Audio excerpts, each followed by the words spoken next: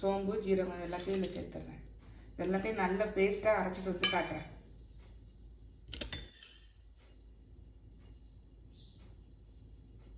அரைச்சிட்டு வந்துட்டேன், இருக்கட்டும் காட்டுறேன். அடுப்பில் ப்ரெஷர் பேன் போட்டு எண்ணெய் விட்டுருக்கேன். அது கொஞ்சம் காஞ்சிச்சு பாருங்கள். இப்போ இந்த பிரிஞ்சி இலையை வந்து கொஞ்சம் பிச்சு சேர்த்துக்கிறேன். வெங்காயத்தையும் சேர்த்துறேன். நீல வாக்கில் வெட்டின வெங்காயத்தை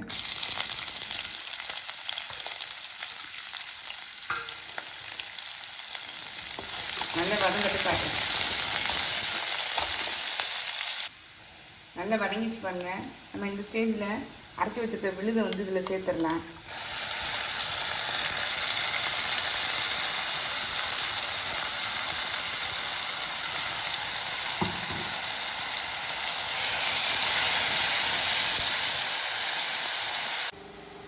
ஓரளவு வதங்கிச்சு பாருங்க. நம்ம இந்த ஸ்டேஜில் மசாலாக்களை சேர்த்துடலாம்.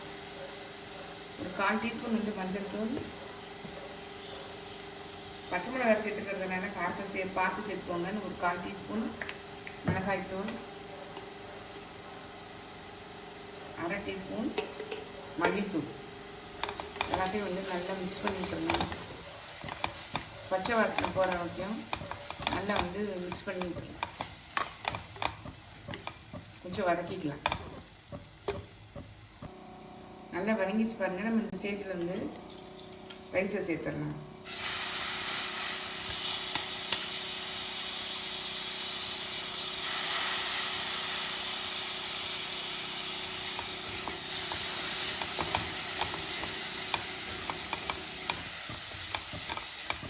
நல்லா மிக்ஸ் பண்ணி விட்டுட்டு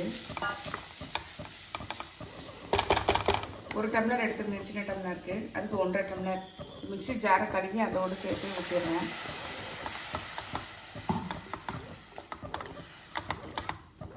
இதோட சால்ட் போட்டு செக் பண்ணிடுறாங்க.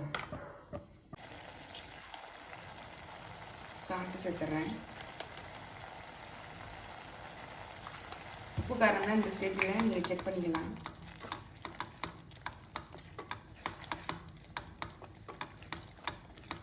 மூடி போட்டு மூடிடலாம். கொத்தமல்லி தழை தூவிடலாம், மூடிடலாம். இப்போ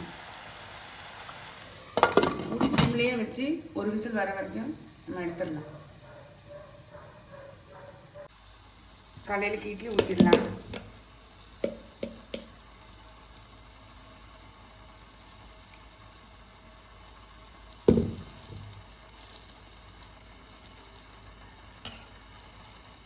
நம்மளுடைய டிஃபன் பாக்ஸ்